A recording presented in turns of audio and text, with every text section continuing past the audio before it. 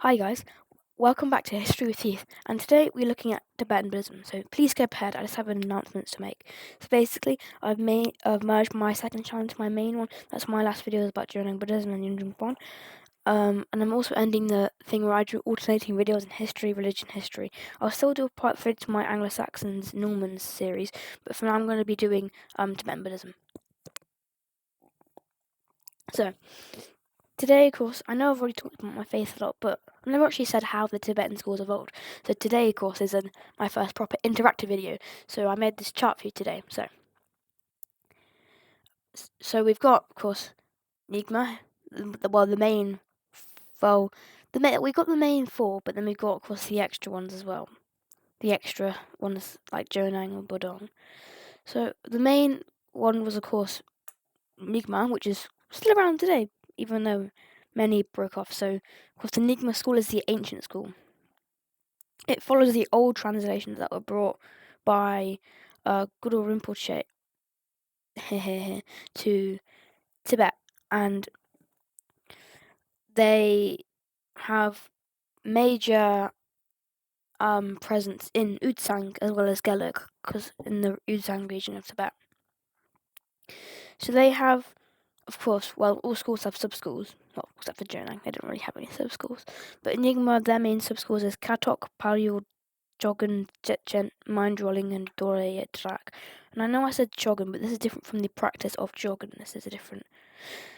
And of course, from Nigma, we get Kaigu. So Kaigu was founded in the 11th century by Marpa, the translator, who brought teachings from India from masters like Tilopa and Naropa. So the major sub-schools of Kaigu is, of course, Karma Kaigu, which is the most popular, which is led by the Karmapa, which is the oldest Tukul lineage. Then there's Baram Kaigu, Selpa Kaigu, Fadro Kaigu. Then there's also Shangpa Kaigu, but that's a separate lineage from Kaigu. I didn't put that on here because it's a bit too small. But Kaigu isn't the oldest new translation school, because we actually have Sakya, which is older, which is named after Grey Earth, where the first monastery is founded. So it was founded by Kon Kochak Gyalpo in 1073, after he saw a Nigma Tantra dance and said that it has become corrupt, and therefore he founded his own school called Sakya, and he received an auspicious sign to found the monastery on grey oily earth. That's how the Sakya school got its name. Its major sub-schools is Norpa, Zapa, and Bullock. And then we've got Gelug, and Gelug slipped from Kadam. Kadam was founded by Atisa, who was a Bengali master, and it was very more rigorous. It was rigorous compared to the ones. It was still Vajrayana, but it was less tantric. It focused more on scripture and was very encyclopedic, similar to the modern-day Bodong school. But Kadam's extinct, and Gelug did come from Kadam, and there is a modern Kadam school today, but they're very controversial. So yeah, it's a bit different. Okay, sorry about that. I don't know how to cut that out or something. Anyway, so I'm sorry about that. I keep clicking out. I'm not gonna restart the video just because of that though. So we have Jonang, and Jonang broke away from Sakya before Gelug broke away from Kadam. And of course, I've already explained how Jonang was founded, so I won't go too deep into it.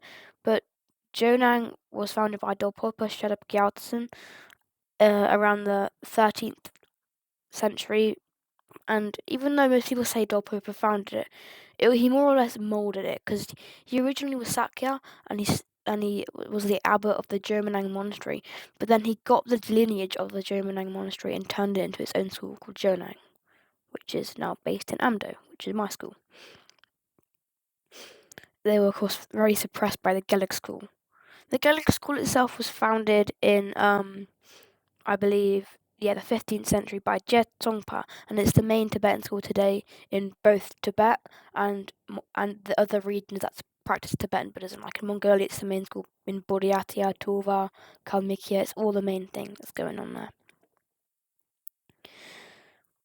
Bodong itself also came from Sakya, and it was founded by Bodong Pension, who lived from 1376 to 1451. And similar to Jonang, it was named after its main monastery, which was the Bodongi Monastery. It's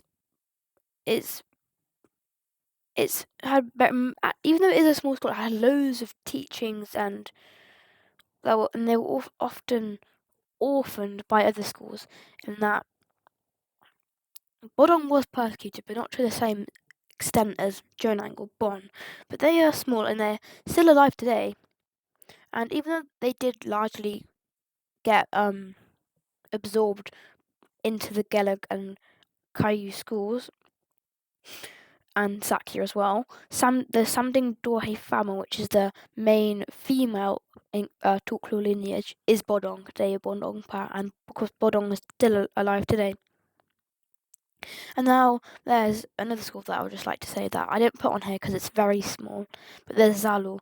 And Zalu was founded at the Zalu monastery by the polymath Botun Rinchen Drup, and it became very prominent actually, but it got absorbed into the Sakya and Gelag traditions. And I don't know if I'm right, but I believe it is still alive today, in a similar way to Bodong, in that it got absorbed a lot, but still has its own lineages.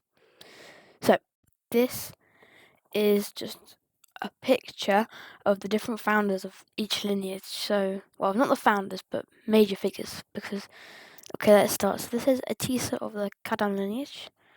This is the current Karmapa, and yes, I know there is a current controversy about which one is the real one, but I believe it is Wanlei, and that even though he was recognised by the Chinese government, he was also recognised by the Dalai Lama and has contributed to Tibetan cultural things, like he's not a Chinese puppet. So then there's Samding Dorje Phagma, which is a Tuklu lineage. This is the most recent one. You can see her here being denounced by Mao. She's still alive, I believe. She was born in 1938. She's very old. This is Guru Rinpoche, founder of Nyingma and the reincarnation of Shakyamuni. This is the Sakya founder. This is the Gelugpa founder, Tse Trungpa. This is Dolpo, my own Jonang tradition. And yeah, that's it, guys. I'll catch you on the next one. Bye bye.